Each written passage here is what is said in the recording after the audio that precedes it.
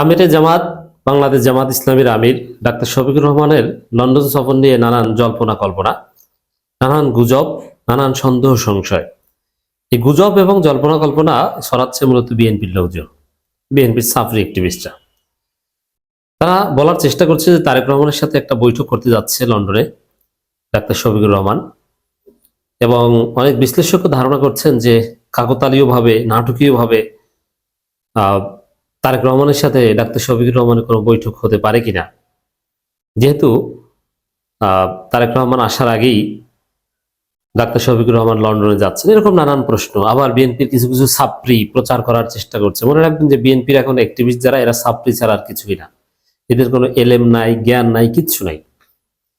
আর এই ছাত্রীদের বেশিরভাগই ভাড়া করা, নিজেদের লোক যারা, তারা ছাত্রীগিরি করারও যোগ্যতা রাখে না।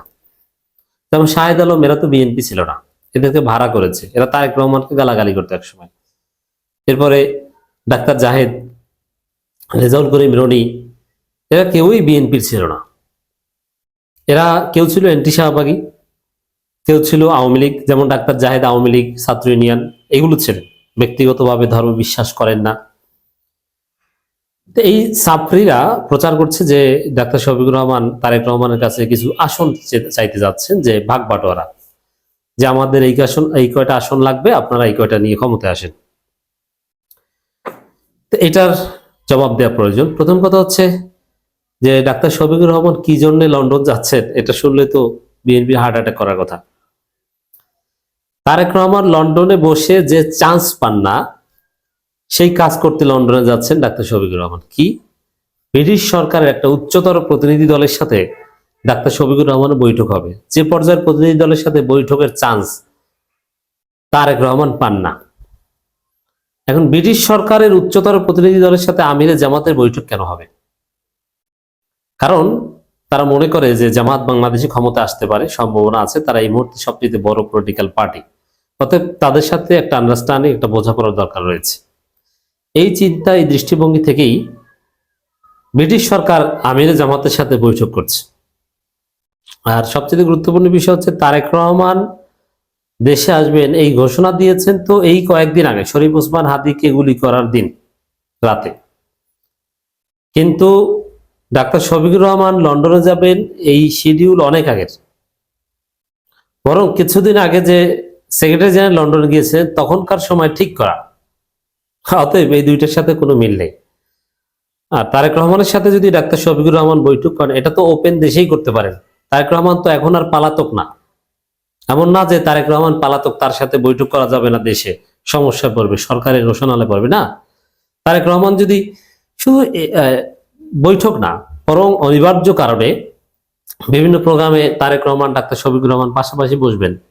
সাপোজ যদি তারেক রহমান 21শে নভেম্বরের আগে আসতেন, তাহলে সেনাকুঞ্জের প্রোগ্রামে তারেক রহমান এবং ডাক্তার শফিকুর রহমান পাশাপাশি বসতেন। এবং আরো রাষ্ট্রীয় বিভিন্ন প্রোগ্রাম কিংবা সাংবাদিকদের বিভিন্ন প্রোগ্রাম, যেখানে এই যে কিছুদিন আগে ইমাম খতিবদের প্রোগ্রাম হলো, এরকম কোন আয়োজনে তারেক রহমান এবং ডাক্তার শফিকুর রহমান তো পাশাপাশি বসতে পারেন, পাশাপাশি বসবেন। সেখানে বৈঠক করা তো কোনো ব্যাপার না। এদের সাথে ফোনে কথা হয় এবং সামনে আরো হবে। এবং তারেক রহমানের সাথে সৌজন্য সাক্ষাৎ করতে আমিরে জামাত যেতে পারেন দেশে আসলে। It's very simple. এমনকি আমিরে জামাতের সাথে সৌজন্য সাক্ষাৎ করতে তারেক রহমান যেতে পারেন। বিভিন্ন রাজনৈতিক দল কিংবা প্রফেসর ইউনূসের দরবারেও সব রাজনৈতিক দলকে নিয়ে একটা সর্বদলীয় বৈঠক বা এরকম কিছু হতে পারে। It's very simple. তারেক রহমানের সাথে বৈঠক করতে তো আর লন্ডন যাওয়ার কোনো প্রয়োজন নেই। অতএব এটা গুজব।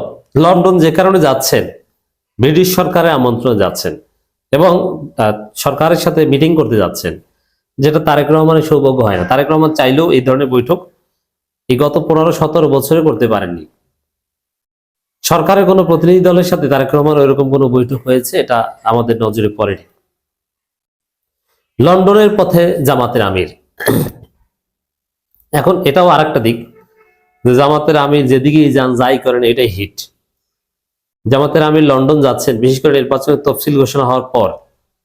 ইটস ভেরি সিগনিফিকেন্ট যে ইউরোপ, আমেরিকা এবং এই ব্রিটেন, যুক্তরাজ্য, এরা জামাতকে কতটা মূল্যায়ন করে। তফসিল ঘোষণা হওয়ার পর সাধারণত পলিটিক্যাল পার্টির প্রধানরা সফর বা বিদেশ যাওয়া, এগুলো তো সময় পাওয়ার কথা না। ভেরি বিজি থাকার কথা, কিন্তু না, তফসিল ঘোষণা করার পরও লন্ডন যান তিনি। অথচ কিছুদিন আগে লন্ডন সফর করে এসেছেন, কিছুদিন আগে।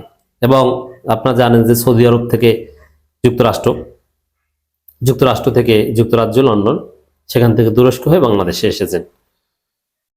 এবং তখনও ব্রিটিশ সরকারের উচ্চতর প্রতিনিধি দলের সাথে আমির জামাত বৈঠক করেছিলেন।